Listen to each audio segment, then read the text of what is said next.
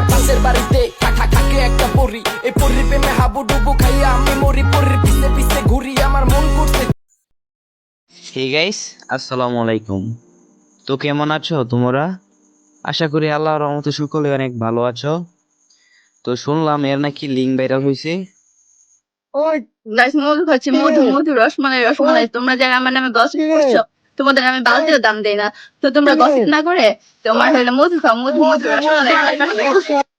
খাইছে রে, মাগি বলে কি সে নাকি রসমালাই। নষ্ট খাবারে যেমন মাছি বেশি বন বন করে, তেমনই কিছু মাগি আছে যাদের খাওয়া শেষে লিঙ্ক ভাইরাল করে। আর কি বললি? তুই কাউকে ভাল দিয়ে দাম দিস না।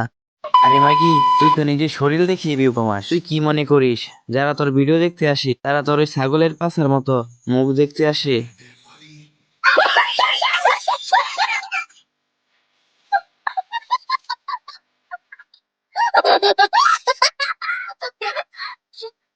আসে তো তোর ওই পাহাড়গুলো দেখতে।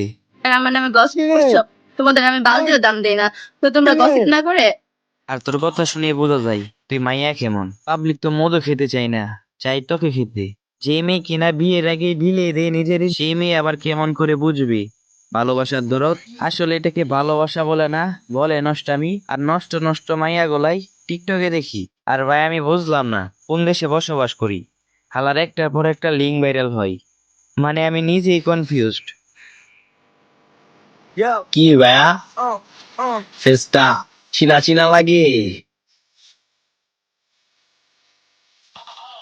কি ভাইয়া, চিনছো তাদের? চিনো নাই? আসলে লজ্জা শরম টাকা দিয়ে কিনতে পাওয়া যায় না, যদি এই জিনিসটা কারো ভিতরে না থাকে। আর এই একটা জিনিসই নাই, আর সেটাই হচ্ছে শরম।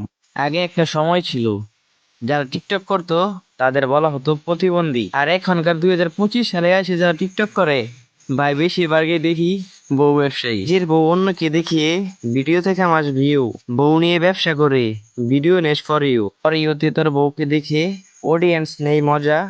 আসলে তুই নিজেই প্রমাণ করলি তুই কত বড় বোকাচোদা। আর এখন দেখি সবাই বিয়ে করে বউ নিয়ে চলে আসে টিকটকে, কারণ এরা জানে এদের পাছায় নাই জোর, এই জন্য তাদের বউয়ের পাহাড় দেখিয়ে ভিডিওতে কামাই ভিউ।